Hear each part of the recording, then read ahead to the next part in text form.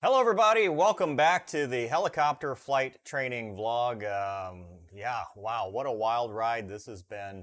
A little over a year, and I'll spoil it now. I did get my license, so pass the check ride. That way people don't have to complain about, well, video's too long or whatever. But I want to talk about the check ride today on this vlog. It's the second to last video of this series, believe it or not. There's this one, and then there's an interview with Lester. So today I'm just going to talk about the check ride, how it went, what happened. I did not video the check ride. I know a couple people asked me about that, and well, that's just not a good idea. I mean, it really isn't. I mean, to even ask, I think is kind of inappropriate. You know, you don't want that distraction on the check ride. You don't want to take the discretion away from the DPE, the examiner, you know, because if something's on video, you know, I mean, then someone else might see it, complain or whatever. So I think it's just a good idea not to do that. So I didn't. I did bring a camera for our flight there and back. So let's talk about how the check ride went and what happened on that day, which was actually about a month and a half ago. June 30th was my check ride.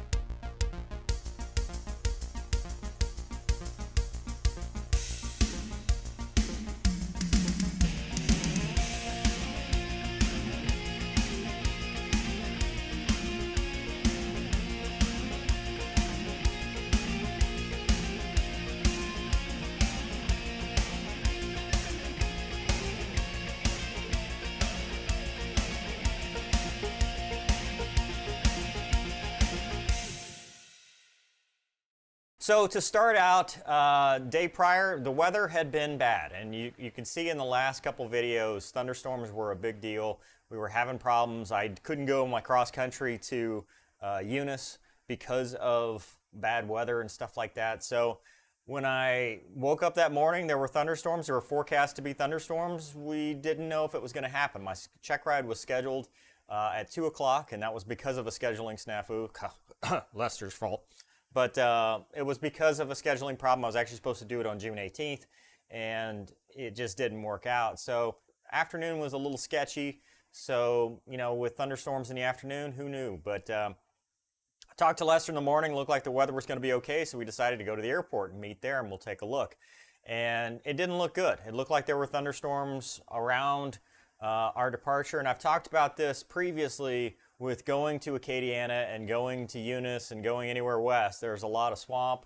There's not a whole lot of routes to get around weather to get to the places that you're trying to go. So, and what I didn't want to do was get there, make it there, and then either not be able to accomplish a check ride because we were doing it later in the day, and then have to fly back. And then that's obviously, you know, that's $1,000 in, actually a little more than that, like $1,200 there and back, and then have to do it all over again. So $1,200 again to do the check ride when we finally could. So I was real conservative on the weather call, not real sure if we were going to do it. We looked at the weather, talked to the examiner, and decided, yep, we think we're going to have the window to do it. So we took off and flew towards Acadiana. And, you know, with Lester, it's always fun. All right, so here we go, going to do the check ride. All right, we're just going to pick our way through some of the rain showers. Hopefully they got gaps in between what it looks like so far. We'll see how it goes. And 3. Now, PWC's route feels good for about 2.5. You might ask, why did Lester go with me? And I actually asked that question too. Well, first of all, just so anybody's aware, Lester was not charging me dual. He was just riding, so there wasn't any extra expense in bringing Lester with me. But he wanted to be there, and his argument was, if I busted a maneuver with the DPE, I could land, get retrained, and then go finish the check ride, which I thought wasn't going to happen. I mean, I absolutely wasn't going to do that. But it was nice to have him on board, just to be there and just to kind of have somebody to fly with. So, you know, I didn't really think his reason was going to work, but just having him there was cool. And well, hell, you want to fly? I'll study. You want to do that? Yeah. My ship? Your ship. Might as well use some of my time. But I thought you didn't want me here. I don't, but if you're going to be here, you might as well do something. 3Gs, Top of T, no WCs. Here you go. Even wear my new shirt for you. So we flew out there, and then once we got there, we had a little bit of time. So I said, hey, let's practice an auto rotation, because that was the biggest thing. I was concerned about auto rotations, making the spot. I didn't feel like we had gotten it really down. Like I thought in some ways I could, but I really didn't think I had it exact. And the other thing I was concerned about, a couple times the RPM, the rotor RPM had spiked, and what I didn't want to have happen was what had happened to a different guy on a different check ride, where you let the rotor RPM overspeed, and now the helicopter's grounded and it's an inspection, because I did not want to get stuck over there in Acadiana with a broken helicopter trying to figure out how to get back. So I was just a little nervous about doing the auto rotations and stuff. So, and I kind of wanted to see what it looked like at the airport. So we get to the field, we get checked in. I did not know Acadiana that well. I mean, I'd been there in the F-18 and I'd been there in the F-16, but I'd never been there in a helicopter, and I didn't know that they actually have a whole separate pattern for helicopters and stuff, which is what they expect. Acadiana Tower, helicopter 536 Sierra Hotel 12 to the south 1500 inbound with the numbers. November 536 Sierra Hotel, Acadiana Tower, port 2 miles out for taxiway Alpha, runway 35 in use, wind 0703, altimeter 3008. 3008, and any chance we could get a straight into runway 35? I was going to give you the parallel taxiway, but you can have this runway if you want. Oh, you want auto? Okay, ask him that. Yeah, we could do. We'd like to do auto practice for runway 35. 60 Hotel, Roger. Report 2 out, runway 35. Report 2 out for 3560 Hotel. Yeah, I wanted to get an auto. Okay. Not a problem. Just to see. Yeah, because I can't remember what's the name of the place we got to go. You know it? Pelican Aviation. Pelican. We used to take Hornets there all the time. I don't know. Do they do auto practice to the taxiway? Yeah, that's what they did last time. What is that? Bravo on the no? What's on Alpha. the Alpha's parallel. one? Yeah. Yeah. But if I'm not mistaken, really the end of Alpha is where the is. If that's all you want to do, you just one, or we can stay on 3-5 and nobody else is around. We'll just do the one. As long as it's good. Yeah. I just want to get the muscle memory. And get a little hover practice to Pelican and go from there. I'd be you. Talk me through this auto rotation. Just tell me exactly what you're doing as you do it. Just checking my RPMs, pitching for in between 55 and. Hold on a second. 60 Hotel, 2 miles for runway 35. 60 Hotel, runway 35, cleared for the option. Clear the option 3560 Hotel. What's your wind? 120. Calm. 175 is clear to the ECU. It's calm. There's no wind. 3G Salpatine, OWC is still good. We're clear. Okay. You're ready.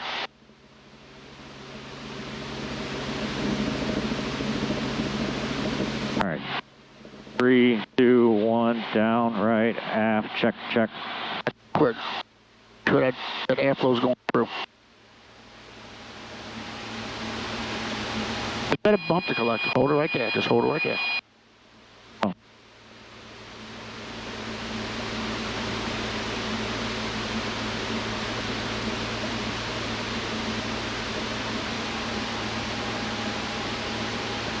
Hold it right there. It's coming. There you go.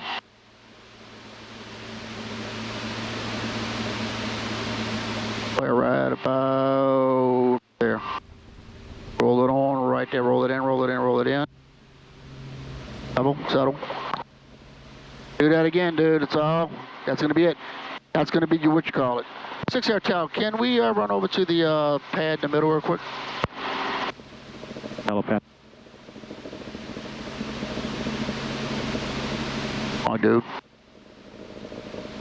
At 6 Hotel, request hover taxi to the helipad in the center. 6 Hotel, you want to go to the seaway, is that correct? We just want to go to the platform. Okay, you can sidestep for the platform. Sidestep for the platform, 6 Hotel. Just stay on this side, and like I said, he's going to put you right in front of it. He said just make sure you clear it, and if you want to practice landing on it real quick. And auto rotation went really well, and that boosted my confidence. I kind of wonder, well, what would have happened if it had not gone well? So from there, we looked over and we saw a platform. Acadiana is actually a training place for There's a college, Bristow, I think, and there's also offshore PHI and stuff. So there's like an oil platform training pad. And so we're like, hey, why don't we go try landing on that, because that might be part of the check ride. So I went over there, tried it out. Yeah, wind's pretty much in our nose at 3.5, so we're good. Okay, all right. Hey, I just want to get you to make the approach to it. It's not very big, but but you've been practicing on the pad back home.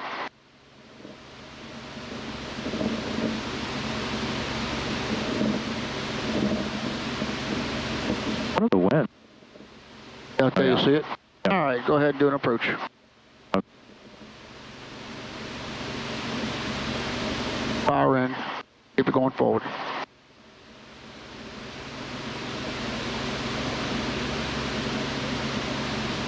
It actually go a little bit further than you think, too. Oh, because of where the skids are? Yeah. Wow. Done great. Great. Going forward, keep going forward, keep going forward, keep going forward, keep going forward, keep going, keep going, keep going. All right, put it down. You haven't done this before. All the way down. That's what it's like landing offshore, dude. Crazy. Tell them head back to Pelican. All right, 60 Hotel, we'd like to hover taxi to Pelican Aviation. Helicopter 60 Hotel, you can cross the active into Pelican. Use caution for the movers. Cross the active to Pelican, we'll use caution, 60 Hotel. All right, stabilize hover. Just remember, you're in ground effect, you're going to be out of ground effect. So ease it forward and get ready to put the power, okay? So your tail, then you're good. I'll go a little bit further out before you make the turn next time. Okay. So was I flaring too low or too high?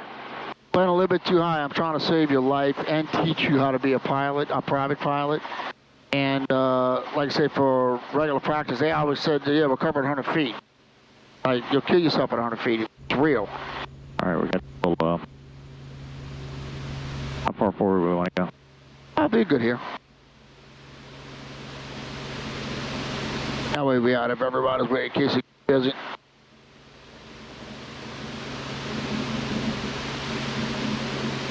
And roll it off. Like I said, there's two things I'm teaching you. One is how to pass the check ride. The other one is how to save your life. Well, that's what I'm asking is for the check ride. What is? I think what we just did is fine. Especially in this machine, you got a little more recovery altitude.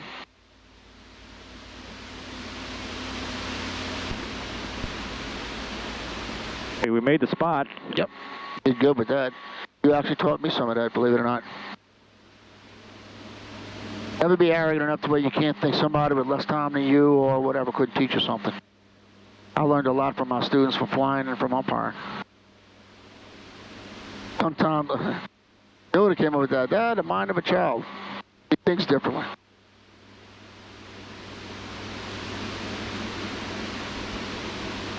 All right, well, let's get her done. I told him it's going to be a milk run. People ask, they go, well, hey, are you nervous? And I think it was kind of a question of military versus airline versus this check ride. And if I had to rank them, I would say this is actually probably a higher level of nervousness, not because it's more difficult, but because it's, if you fail, number one, you know, yeah, it's on your permanent record, but for me, it doesn't matter because I already have an airline job. I'm not going and trying to find a job. If I fail, you know, okay, I can explain it. It's not a big deal, whatever. So it's not a big deal career-wise.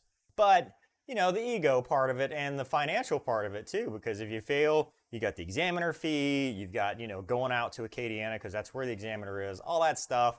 That to me, and plus, I have put this entire vlog out for the world to see, so it would have sucked to have to come back and go, yeah, I failed. Not that I wouldn't have done it, because as you've known throughout this series, I've been the first to own up to any mistakes that I've had, and I've been the first to say, yep, you know, I messed this up, and it would have been a good learning point, but it definitely put a little bit of pressure on. So we went in. Lester, they actually have food at the FBO. Lester ate. I didn't. I wasn't hungry. You know, I was kind of just focused on wanting to get through the oral part of the exam and then the rest. Examiner shows up. Examiner's a great guy. In fact, this is how it comes full circle. I did my initial private pilot check ride with this DPE. So I'm going to date myself. When I was 19, back in 2002, I got my private, and it was out of Lafayette, and he shows up in a Dodge Viper, and that was the coolest thing ever. And he was just a cool guy, just a great guy, very thorough but fair. He could almost, he immediately could tell if you knew what you were talking about, and if you stumbled a little bit, he wouldn't try to make you nervous or anything like that. And it was the exact same thing for this check ride.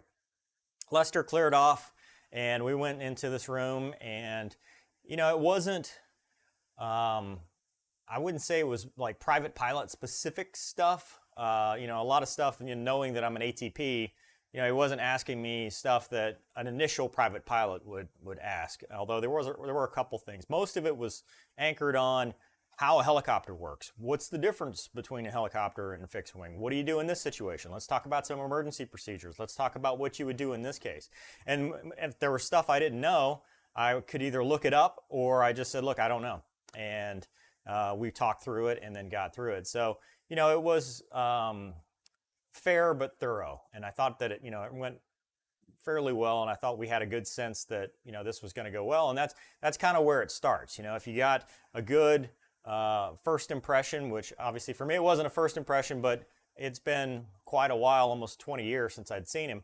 At least I, showed that I was competent and had done my homework and stuff where it counted. Which, by the way, the question I didn't know was how many degrees of slope could I land on? And that's just something I don't even know how to measure degrees of slope, we talked about it, but it was like, why? Okay, so how do you measure 5 degrees? You look at it and go, yeah, I can do that or not. But yeah, it's something I should have known. So that's the part that I screwed up there. But we talked about it. So we get to the flight brief, and this is where things got a little interesting. Lester had said, I don't know if you remember in the flight training vlogs, but when we did hydraulic off stuff, Lester had said, the book says don't hover without hydraulics. And, we wouldn't, he always said you do like a run-on landing. Well, that's not the case. And the examiner said, no, you're going to do a hydraulic off pattern and hover and land. And that was like, oh, crap. Well, I haven't done that. And he's like, well, that's part of the check ride, do your best. So at that point I could have said, no, I've never done this before, but I was like, we're here, let's try it, YOLO. And we went out to fly, did the pre-flight and everything, and it was time to go get this check ride done. Weather had cleared out, the winds were favorable, it was good conditions. And so we took off, we went south of the airfield to their little practice area. We did the settle with power demo. And then he said, hey, you lost your engine, find a field. I found a field, did it safely, did the auto, safely to that.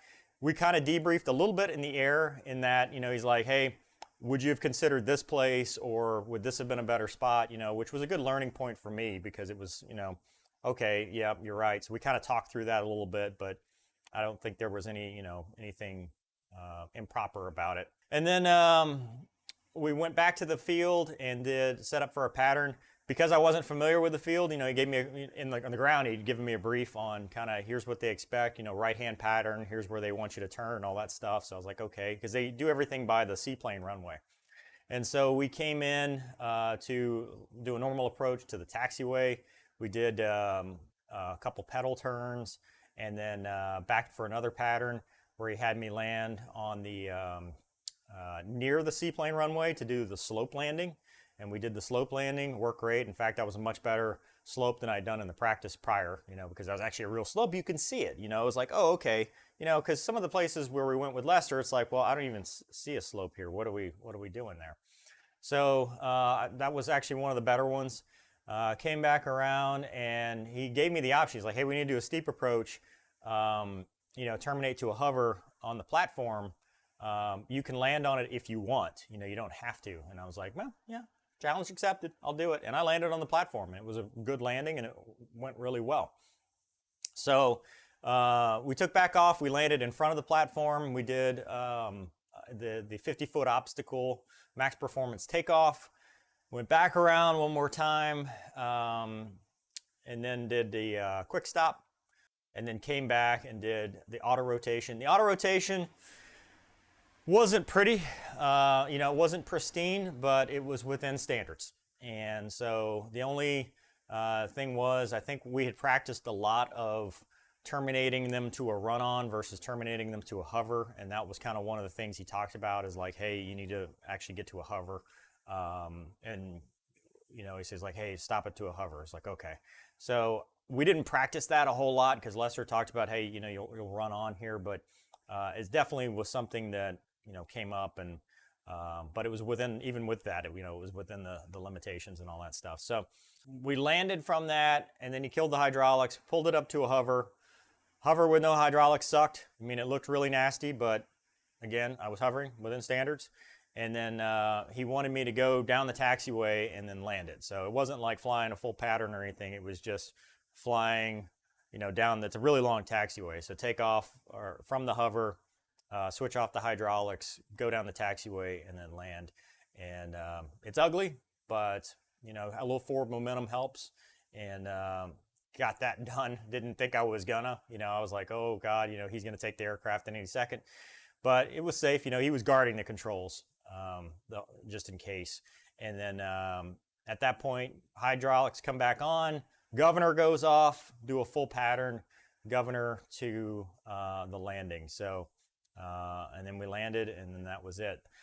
I hope I'm not forgetting anything. I don't want this to be a detailed, here's how it went, because I mean, it's been 6 weeks, almost 2 months since the check ride. I've probably forgotten all kinds of stuff since then. But the bottom line, I passed, walked in. He told me, as soon as we landed, hey, congratulations, you passed. It wasn't like a big wait or anything. Walked in, Lester got a little bit of video. Helmet, Lester.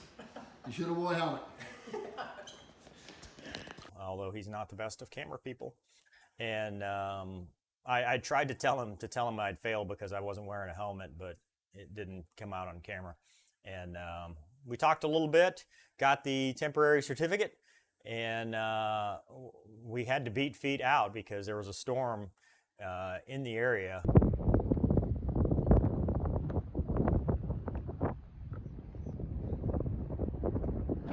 Well, Lester.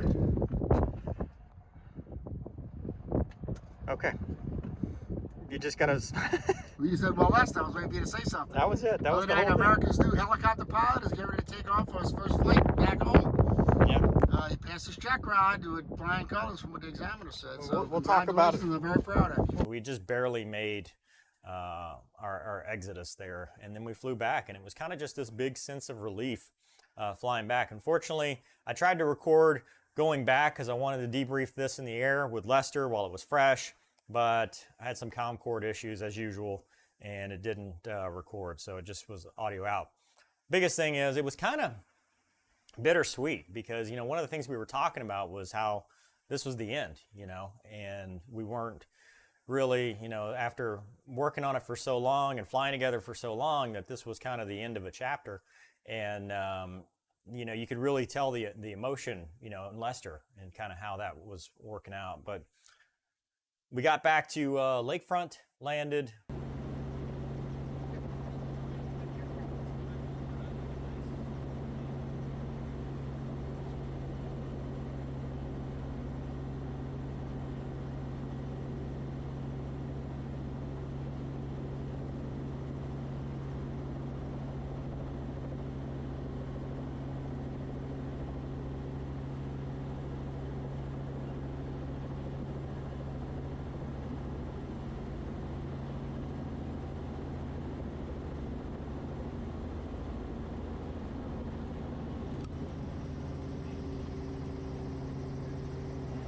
Just be safe, be careful, look at Annie, that one thing, a little hook on that little divot right there, the older you can do it, that's what everybody's going to remember. They don't care that you flew up 10,000 hours with no problems, that one thing that causes, so never get complacent. Always be thinking about the fly, anybody else does the same thing. I don't care if it's your first hour or your 10,000 hour, just always do it the way it's supposed to be done. So I appreciate it, Leslie. You're good. I'll get you stuff for you, okay? All right, man. I'll see you out there. Hope to see anybody else out there, too. Yeah, come fly with Lester. Yep. Drove down. Actually, it's one of the most things I enjoy most, believe it or not. Yep. The tours that I gave, you know, just over the city, I used to have fun with people, and that was fun, you know, because there was a lot of out-of-town people. But this I enjoy also. All right, see you later. It was cool. It was a cool moment. It was, you know, it felt really good to have that behind me and have that finished.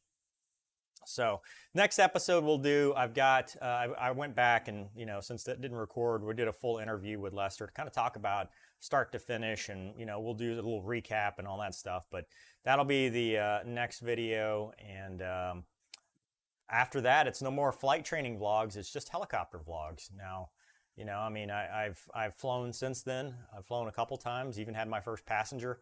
So, you know, that's all things that I'm excited to share with you, and hopefully, you know, there will be more stuff, especially, you know, I've flown with the Sheriff's Office, Harrison County, you know, I flew the OH-6. So a lot of good stuff coming up, but wanted to get this out, get the debrief done, and, you know, just say, hey, thanks for everybody for the support.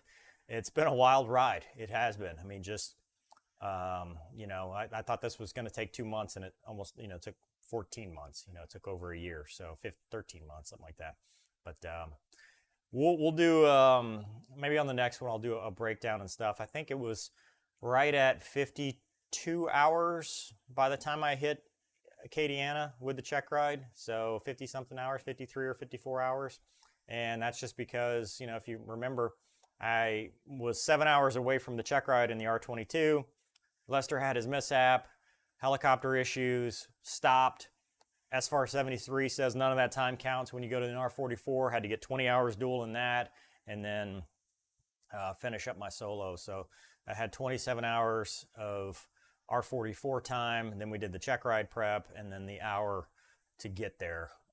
So it was right at 30 hours, I think, of R-44 time plus what I had previously. So would have been 30 hours, but yeah, you know, all that is bragging rights. Has really nothing, you know. It was, the important thing was to be able to pass the Checkride and be good. So anyway, thank you all for your support. Thank you for watching. I hope you enjoyed it, and I'll see you next time. So what's the next flight? Maybe buzz around a little bit, then head to the beach, or? I don't know. It's up to you. I don't know, man. I don't know. What's next, you know? You build up, you build. It's been a year. Yeah. We started this. You do want to go to the family to the west, right? I don't know, man. After doing an hour to Acadiana, I'm like, God, that's why I want to go get checked out in that Mooney. I don't have the patience for this anymore. Well, Lester, thanks for everything, man. I'm glad. Believe me, I wanted this day to come before you realize. Yeah. After everything that I've been through, and yeah, back, and it's a happy ending to a good story. yeah. Now look, how close did it come to not happening with the weather? How close did it always does, though. I mean, he was like, I don't know. I'm like, give it a shot. Yeah. You know, a little sprinkle on the windows, about all we ran into. Yeah. You know, well, so that little storm we avoided at the nick of time to get out of there. Mm-hmm. Yeah, that was probably the worst one.